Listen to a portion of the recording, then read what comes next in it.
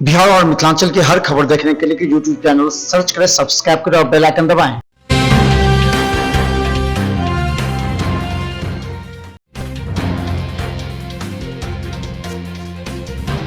सरकार द्वारा बनाए गए 3 कृषि कानूनों को लेकर लंबे समय से विरोध चल रहा है। ऐसे में पीएम नरेंद्र मोदी ने आज देश के नाम संदेश में साफ कर दिया कि केंद्र इन तीनों कानूनों को वापस ले रहा है। पीएम मोदी ने कहा कि हम किसानों को समझा नहीं सके, इसके लिए इन कानूनों को वापस ले रहे हैं। पीएम मोदी ने कहा कि कानून वापस ले रहे हैं, लेकिन इतनी पवित्र बात, पूर्ण रूप से शुद्ध किसानों की हित की बात हम अपने प्रयासों के बावजूद कुछ किसानों को समझा नहीं पाए। कृषि अर्थशास्त्रियों ने, वैज्ञानिकों ने, प्रगतिशील किसानों ने भी उन्हें कृषि कानूनों के महत्व को समझाने का भरपूर प्रयास किया। उन्होंने आगे कहा कि हमारी सरकार किसानों के कल्याण के लिए, खासकर छोटे किसानों के कल्याण के लिए, देश के कृषि जगत के हित में, गरीब के उज्जवल भविष्य के लिए पूरी सत्य निष्ठा से, किसानों के प्रति समर्पण भाव से, नेक नियत से ये कानून लेकर आई थी।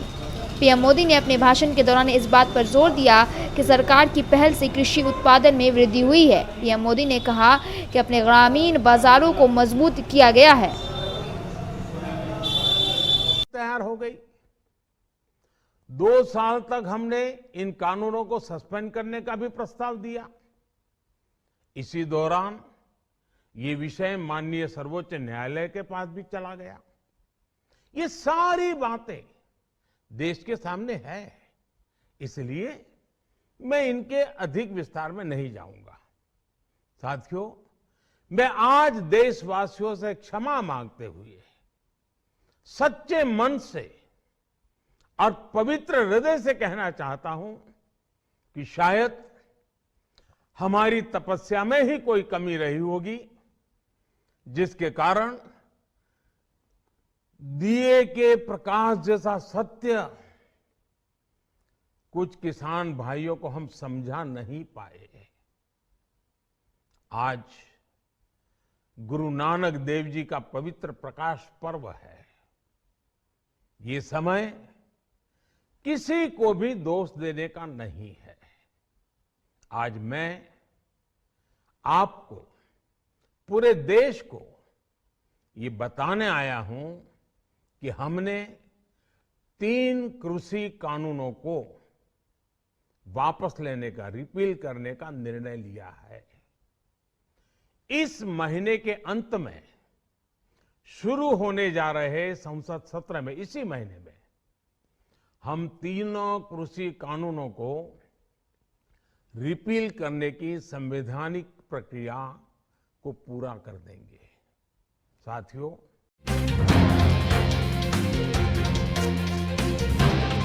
केंद्रीय आयुष मंत्रालय के निदेशक मंडल के वरिष्ठ सदस्य एवं पद्म भूषण तथा विश्व स्तर के आयुर्वेदाचार्य डॉक्टर देवेंद्र त्रिगुणा ने कहा कि प्रदूषण महानगर दिल्ली तथा उसके आसपास भी पूरी तरह फैल चुकी है। यह जहरीली और खतरनाक हो चुकी है। उन्होंने जमुना नदी का उल्लेख करते हुए कहा कि जमुना जी गंदगी डालने के कारण भी प्रदूषण में बेहिसाब इजाफा हो चुका है। उन्होंने कहा कि प्रदूषण से कई तरह की बीमारियां उत्पन्न होती हैं और इस पर अकाल में भी लोगों को, खासकर मरीजों को हो रही है। सबसे बढ़िया इसकी वजह से बचने के लिए लोगों को 2 गज दूरी बनानी चाहिए, भीड़ वाले इलाकों में नहीं जाना चाहिए। उन्होंने कहा कि आयुष मंत्रालय द्वारा 16 नई दवा है, वो काफ़ी कारगर है। इसका उपयोग करने से बहुत लाभ मिलता है। कहर महानगर दिल्ली शहर में बहुत ही ज़्यादा बढ़ गई है। एम्स के निदेशक ने भी इसे बहुत ही घातक बताया है। आप पद्म विभूषण, पद्मश्री और दुनिया के जाने माने आयुर्वेदाचार्य हैं। आपका बिहार मिथिला न्यूज में बहुत बहुत स्वागत है। त्रिगुणा साहब, अपना नाम कहते हुए थोड़ा अपना विचार व्यक्त करें। देखिए, मेरा ये मानना है कि जो प्रदूषण है, इसके कई कारण हैं। प्रदूषण खाली पराली से नहीं, प्रदूषण जो है, जैसे दिल्ली में बहुत ज़्यादा कंस्ट्रक्शन शुरू हो गई है, वो भी एक कारण है। गाड़ियों, जितनी इतनी सारी दिल्ली में गाड़ियाँ, दिल्ली में एक महानगर में इतनी गाड़ी जितनी चली बाकी 4 महानगर में है, तो गाड़ियों का प्रदूषण भी बहुत ज़्यादा है। लोग जो है खुद ध्यान नहीं करते। आजकल इतनी धूल हो जाती है, इतनी स्मोक हो गई है, तो ये भी एक कारण है।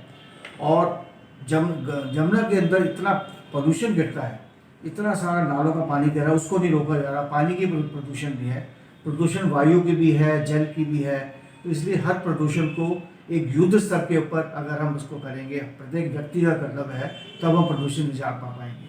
और इस मौसम में, सर्दियों में, जैसे खास करके नवंबर में, दिसंबर में, क्योंकि स्मोक भी बढ़ती है और हमारा वायु जो है वो थोड़ी भारी हो जाती है, तो उससे भी ये प्रदूषण बढ़ता है।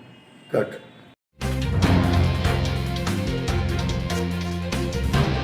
प्रधानमंत्री नरेंद्र मोदी ने आर्थिक विशेषज्ञों एवं वित्तीय अधिकारियों के सहित बैंक कर्मियों को संबोधित करते हुए कहा कि अगर आप में प्रबल इच्छा शक्ति हो तो कोई भी कार्य असंभव नहीं है। उन्होंने कहा कि भारत में कई तरह के बदलाव किए गए हैं। बैंक वाले उपभोक्ताओं को घर में जाकर ही उपलब्ध करा रहे हैं। भारत की आर्थिक ग्रोथ भी वैश्विक महामारी कोरोना के बाद लगातार सुधर रही है। अंतर्राष्ट्रीय बाजार में भी भारतीय मुद्रास्फीति महत्वपूर्ण स्थान बना रही है। उन्होंने कहा कि नव भारत के निर्माण में आप सभी का सहयोग अत्यंत ही महत्वपूर्ण है और आप लोग पूरी निष्ठा के साथ कार्य कर रहे हैं। उनके लिए सोचते हुए प्रधानमंत्री नरेंद्र मोदी ने सर्वत्र प्रशंसा किया। देश की विकास यात्रा में एक ऐसा समय आता है जब वो देश नई छलांग के लिए नए संकल्प लेता है और फिर पूरे राष्ट्र की शक्ति उन संकल्पों को प्राप्त करने में जुट जाती है।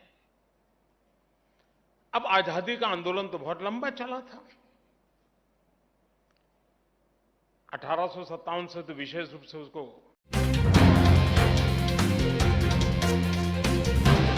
मंडावली चंद्र विहार रेलवे स्टेशन का नए भवन एवं नई ट्रैक बिछाने का क्रम भवन के लेआउट में किया गया। इस अवसर पर वहां मौजूद सेक्शन इंजीनियर सहित तमाम कर्मी लेआउट का कार्य करने में व्यस्त दिखे। काफ़ी लगन एवं 2 मंजिला इमारत का भव्य रूप से निर्माण का कार्य चल रहा है। यहाँ नया ट्रैक भी बन रहा है ताकि आने वाले दिनों में रेल यात्रियों को यह उच्च स्तरीय सुविधाएं मुहैया कराई जाए। इसी के तहत यह कार्य रेलवे मंत्रालय के द्वारा किया जा रहा है। इस अवसर पर अभियंता ने बताया कि वन एवं पर्यावरण मंत्रालय के द्वारा अनापत्ति प्रमाण पत्र में थोड़ी विलम्ब हुई है, लेकिन अब शीघ्र ही अनापत्ति प्रमाण पत्र मिलने के बाद इस निर्माण कार्य में काफ़ी तेज़ी आएगी। इसकी तेज़ी से निर्माण भी होगा। अभियंता ने बताया कि यमुना नदी में भी एक बड़ी पुल का निर्माण होना है, लगभग जिसमें 3 साल लगेंगे और इसके बाद मंडावली चंद्र विहार स्टेशन की आधुनिक स्वरूप जब पूर्ण रूप तैयार हो जाएगी तो यह स्टेशन यात्रियों को अपनी ओर खींच लेगा। विदित हो कि यह स्टेशन काफ़ी पुरानी है और महानगर दिल्ली रेलवे स्टेशन से ठीक 5 से 6 किलोमीटर पहले है। हमारे साथ रेलवे के कनिष्ठ अभियंता हैं। सर, आपका बिहार मिथिला न्यूज में बहुत बहुत स्वागत है। क्या कैसे निर्माण हो रहा है? आज लेआउट कर रहे हैं, बहुत ही अच्छी बात है। लेआउट कर रहे हैं। कैसे क्या बनना है यहाँ मंडल? 2 मंजिली स्टेशन बिल्डिंग बनेगी, प्रॉपर स्टेशन बनेगा और यहाँ पर जो अभी तक 2 प्लेटफार्म हैं और 2 प्लेटफार्म की जगह 4 प्लेटफार्म बन जाएंगे पूरी लेंथ के।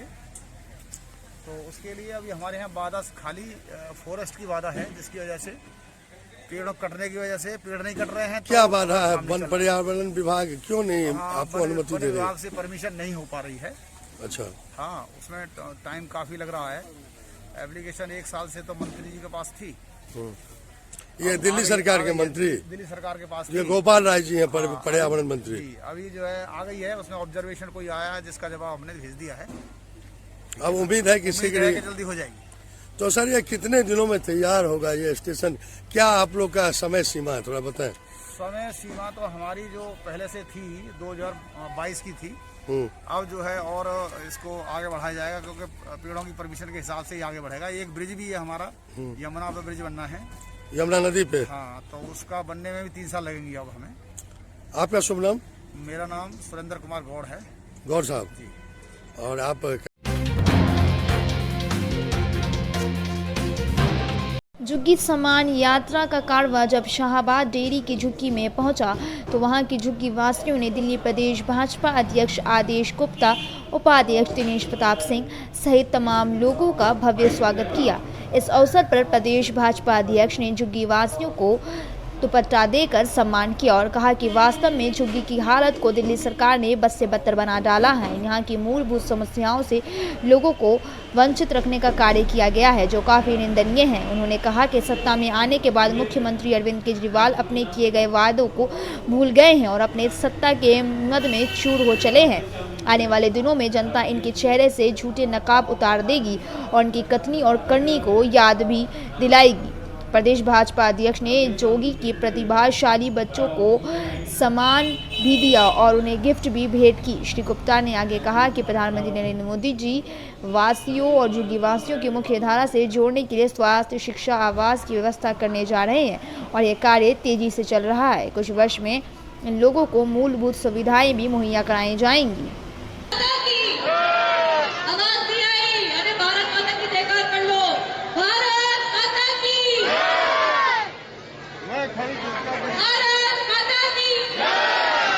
पीछे वाले क्या कर रहे हैं?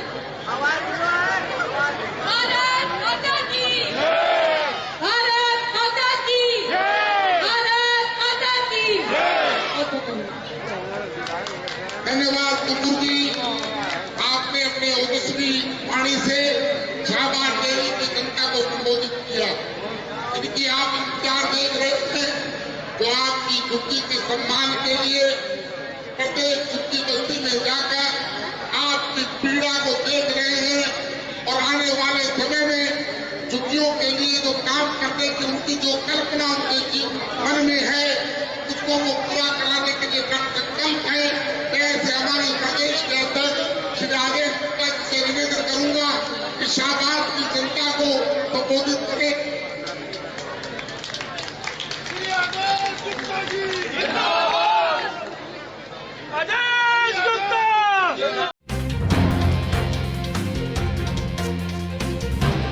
प्रकाश पर्व के साथ साथ गंगा स्नान भी हो रहा है। प्रकाश पर्व होने के कारण राजधानी दिल्ली के सभी गुरुद्वारों में गुरु नानक देव जी की अरदास और भंडारे का भव्य आयोजन चल रहा है। गंगा स्नान होने के कारण गंगा, जमुना, सरस्वती संगम स्थान का आज खासा महत्व है। सभी नदियों में नागरिकों के द्वारा स्नान किया जा रहा है।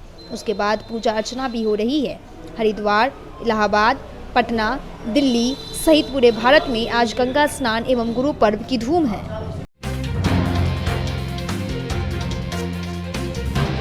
दिल्ली में प्रदूषण का स्तर का प्रकोप आए दिन बढ़ता जा रहा है। दिल्ली में आबोहवा काफी प्रदूषित हो चुकी है। लोग इससे त्रस्त दिख रहे हैं। पिछले 24 घंटे से धूप नहीं निकली है, जिस कारण प्रदूषण का स्तर और बढ़ा हुआ है। आसमान में धुंध की चादर लगी हुई है। बिहार मिथिला न्यूज संभाजी पूजा दिल्ली नोएडा के बॉर्डर के समीप का आकलन किया तो प्रदूषण के कारण यह सितम ढाता हुआ दिखाई दे रहा है।